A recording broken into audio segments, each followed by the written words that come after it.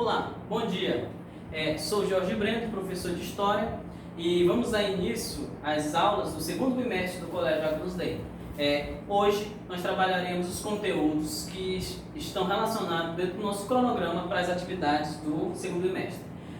A aula de hoje é referente à Revolução Francesa. Revolução Francesa e Era Napoleônica do capítulo 4 do nosso livro, ok? Mas nós vamos fazer a divisão desse conteúdo em duas aulas. A aula de hoje trabalharemos somente a Revolução Francesa. Próxima aula nós iremos trabalhar a Era Napoleônica, ok? Nós trabalharemos esse processo de mudança que ocorreu na Revolução Francesa. Então vamos lá, vamos dar início.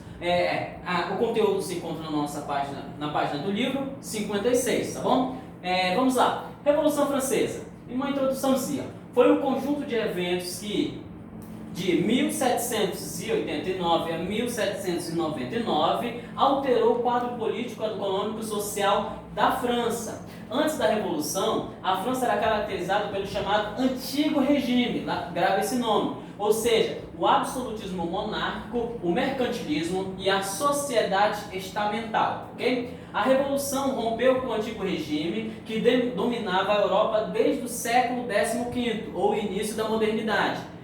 Tornou-se assim um importante marco histórico, iniciando o que nós conhecemos como a Idade Contemporânea, ok? A Revolução Francesa inspirou reformas em outros países, além de influenciar a independência das colônias ditas americanas e espanholas e a independência do Brasil. Embora seja uma revolução burguesa, um grupo que surge no processo revolucionário da Baixa Idade Média, houve forte participação popular nessa revolução. Representa o momento em que a burguesia, já detentora do poder econômico, atinge o poder político, ok? Já que a burguesia ela já era detentora da maior parte do desenvolvimento econômico, ela dominava o que nós chamamos de mercantilismo, ok? As causas dessa revolução. Dentre as principais causas da Revolução Francesa, podemos destacar o custo da monarquia, que era muito alto, pois o rei Luís XVI e sua corte gastavam enormes quantidades de dinheiro para sustentar os privilégios tanto da nobreza como do clero.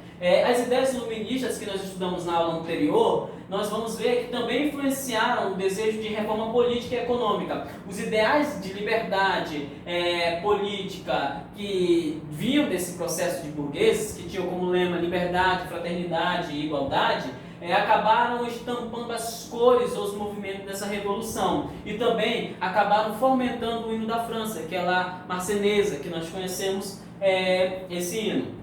Os gastos com a guerra pesou na economia dos países. A França participou da guerra da independência dos Estados Unidos, bem como a Guerra de 7 anos também, contra a Inglaterra, ok? Além disso, o quadro econômico na França era péssimo. E a fome ameaçava a população, seca prejudicava a questão da agricultura, acentuava também a miséria que ocorria, fora as pestes que a Europa havia sofrido, que deixaram em baixa grande parte da sua população. Havia escassez de alimento, o que aumentava ainda a questão da população sentir uma injustiça por parte dos seus governantes. A divisão da sociedade francesa também poderia ser considerada a causa dessa revolução, pois não havia mobilidade, o posicionamento social, e desse movimento dependia justamente de onde você nascia. Não existia uma ascensão social na França, ok?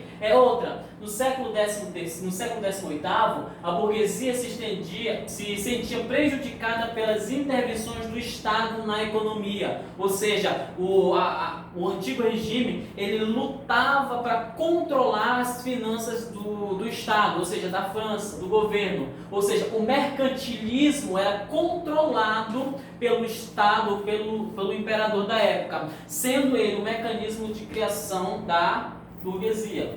Politicamente, o reinado de Luís XVI caracterizava uma monarquia absolutista, ou seja, poder ilimitado de origem divina, ok? A divisão da sociedade francesa na época era dada da seguinte forma: ela era uma sociedade estamental, ou seja, dividida em 3 estados ou ordens, sem mobilidade social, que mantinha os privilégios dos nascidos ou daqueles que eram nascidos na nobreza.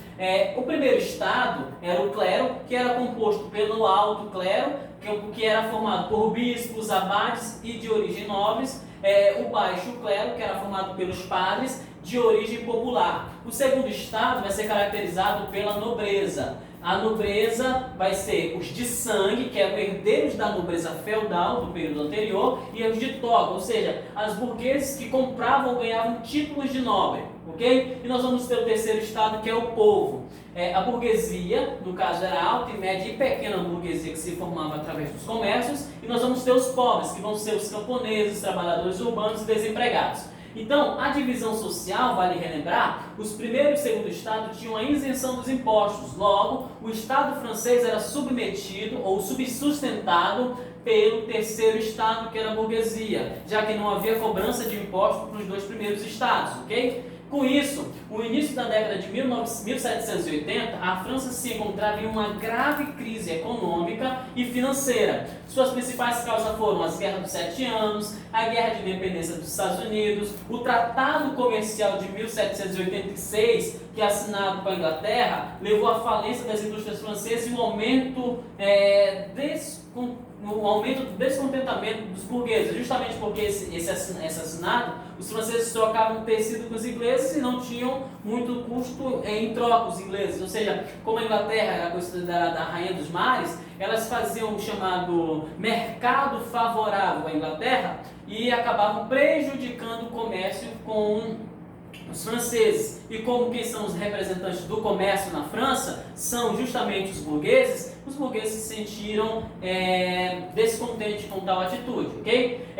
O fenômeno climático foi um outro também problema que prejudicou a Europa, a devastação, a questão das pragas, a questão prejudicaram a colheita da época. Nós vamos ter os gastos das nobrezas com os luxos, festas grandes, palacetes, banquetes elaborados pelo imperador da época, pelo monarca absolutista da época, que possibilitou um descontentamento ainda maior da população. A insatisfação da maioria esmagadora da população contra a monarquia existente, fazia a França uma terra fértil para os chamados ideais iluministas, liberdade, igualdade e fraternidade, ok?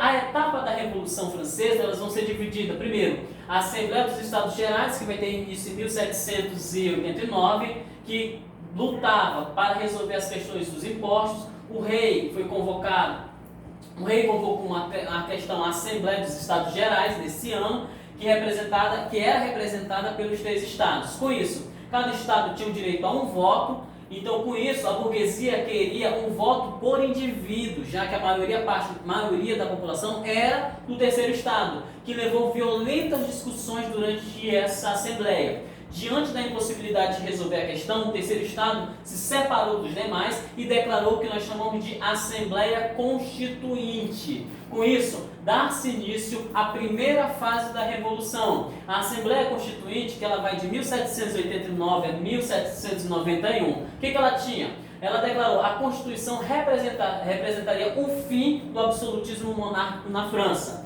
Em Paris, o povo invadiu a antiga prisão Bastilha, no momento em que representou simbolicamente o fim do antigo regime. Lembre, a invasão ou a queda da Bastilha, ocorrida no ano de 1789, caracteriza a queda ou o fim do antigo regime, ok? A zona rural, os camponeses invadiram castelos, incendiaram plantações e massacraram membros da nobreza e do clero, ou seja, ocorreu nesse período chamado Grande Medo, que foi justamente essas invasões por parte dos camponeses a essas regiões nobres, ok?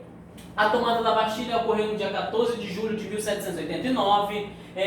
A decisão da Assembleia Nacional Constituinte foi Declaração dos Direitos do Homem e dos Cidadãos, ou seja, todos têm direito à liberdade, à defesa e à propriedade privada, a extinção dos privilégios feudais da nobreza, a aprovação da Constituição Civil do clero, o confisco das terras da igreja, a subordinação de seus membros aos estados ao Estado francês. E com isso, vale lembrar, essas terras que foram retomadas e tomadas da França começaram a ser distribuídas aos burgueses ou ao terceiro Estado, ok? A promulgação da Constituição de 1791, que estabelecia o voto censitário e a triparticipação dos poderes, ok?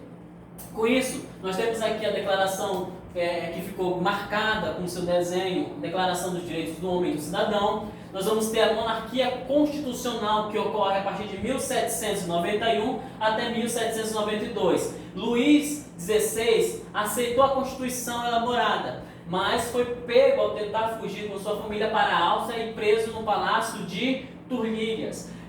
As monarquias absolutistas da Europa começaram a organizar-se e contra, ou seja, uma ofensa contra a França, ou seja, uma ofensiva, uma tentativa de invasão, uma tentativa de reconquista da França. E diante das invasões que eram da prussiana, a Assembleia convocou todos os cidadãos para a guerra.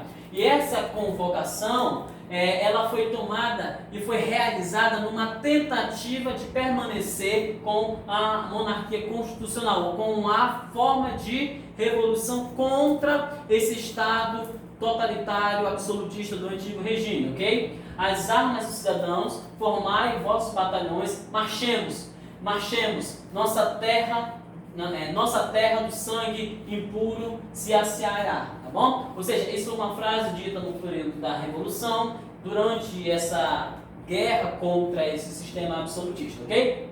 A multidão enfurecida invadiu locais onde o rei estava preso, condenou o rei Luís XVI como traidor. Os revolucionários aboliram a monarquia e proclamaram a chamada República, ok? Nós temos a imagem da invasão ao palácio, onde estava o rei Luís XVI, no 10 de agosto de 1792. Então, a segunda fase dessa revolução começa com a convenção, que ocorre em 1792 a 1793. Seus membros foram escolhidos por sufrágio universal masculino e pertenciam aos seguintes partidos políticos. Nós vamos ter os gerondinos, nós vamos ter os jacobinos e nós vamos ter os planistas ou pântano, que, ou seja, os girondinos eram representados pela chamada alta burguesia e na Assembleia eles ficavam à direita superior do parlamento. Os jacobinos, eles eram representados pelo interesse da pequena burguesia e dos sans cultos, ou seja, são aqueles pequenos burgueses, agricultores que lá existiam, artesãos, pequenos comerciantes, que ficavam à esquerda do parlamento. Já os pantanos, sem possibilidade ou interesse político em um dos dois lados, eles se sentavam no centro e eles eram tidos como centro das questões políticas, ok? A segunda fase da convenção ela ainda continuou. A convenção decidiu por votação mandar o rei deposto, ou seja, o cidadão Luís XIV, não mais considerado rei Luís XVI, ele foi condenado à guilhotina. A execução do rei levou as nações absolutistas, que era a Áustria, a Prússia, a Espanha, reinos italianos, Países Baixos, e a Inglaterra, a formar a primeira coligação contra a França, ou seja, uma luta contra aquele sistema que declarou e decapitou um dos seus monarcas absolutistas. Dentro da França, houve levantes antirrevolucionários de camponeses, instigados pelos poderes reacionários e pela pequena nobreza, que era a Vendéia, tá bom? Em julho de 1793 teve início a chamada República Jacobina, ou seja, a República do Terror, que foi totalmente opressiva, quando os sans-cultos e os jacobinos invadiram a convenção e prenderam os líderes gerondinos, ok? Com isso, a República Jacobina, que foi de junho de 1793 a julho de 1794, ela foi caracterizada pela criação do Tribunal Revolucionário, que julgava os opositores a esse movimento e condenavam todos eles à morte na guilhotina. Houve a criação nesse período do ensino público e gratuito, a abolição da escravatura, tabelamento dos preços de alimentos, instigação do sufrágio universal masculino. Além disso, os jacobinos perderam popularidade graças às carnificinas de execuções que eles faziam, o que levou a volta dos gerondinos ao poder e ao golpe do Novo Terminador, ok? No golpe do Novo Terminador. Reação terminadoriana. A execução de Robespierre, que era um dos grandes movimentos revolucionários contra esse sistema, ele foi executado na guilhotina, e a anulação das medidas populares tomadas pelos jacobinos foram características desse processo que ocorreu entre 1794 e 1795.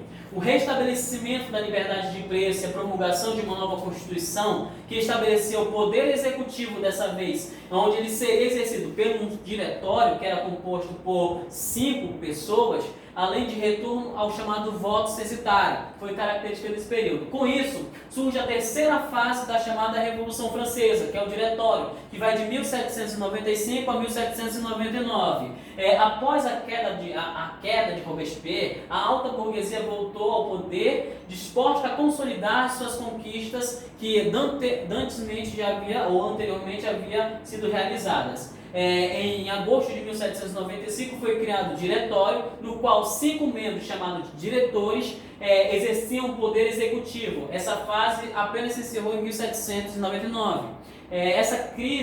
A crise econômica agravou-se cada dia e a corrupção aumentava e a falta de alimento também. Com o passar do tempo, o governo do diretório foi ficando cada vez mais enfraquecido. Por quê? Porque justamente essas questões sociais e essa questão de uma força maior ou de um pulso maior nas tomadas de decisões ou de um representante causava com que os outros países que eles comercializavam não dessem tanta credibilidade. Então, com isso, como a França imersa em um caos, sob a ameaça de ataques externos e externos, os burgueses articularam entregar o poder a alguém influente e poderoso. Esse alguém vai se estabelecer a partir do ano de 1799, que é um jovem general muito mais reconhecido e bem sucedido em várias guerras, que é Napoleão Bonaparte. E a partir desse ano de 1799, ele começa a governar a França. Então, teve também nesse período a maioria girondiana e sofria a oposição dos jacobinos e dos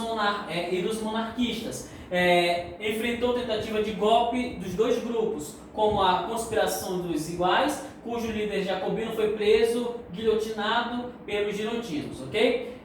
Externamente, a França ainda enfrentava com sucesso os países absolutistas e começou a se destacar no gênero militar com Napoleão, que posteriormente Napoleão vai fazer a tomada do poder, como nós vamos ver na próxima aula. Para consolidar sua república burguesa, os girondinos apoiaram o golpe das 18 Brumárias de Napoleão Bonaparte, onde Bonaparte derrotou o diretório e instituiu o chamado consulado. Com isso, nós temos na próxima aula esse império que Napoleão vai estabelecer através do seu consulado, tá bom? Então, fica para vocês uma atividade que vai da página de número, no nosso livro, da página de número, só vendo aqui, da página de número 75 até a página de número 76, ok? Próxima aula nós veremos a correção e nós estaremos trazendo conteúdo sobre a Era Napoleônica. Muito obrigado, tchau, tchau!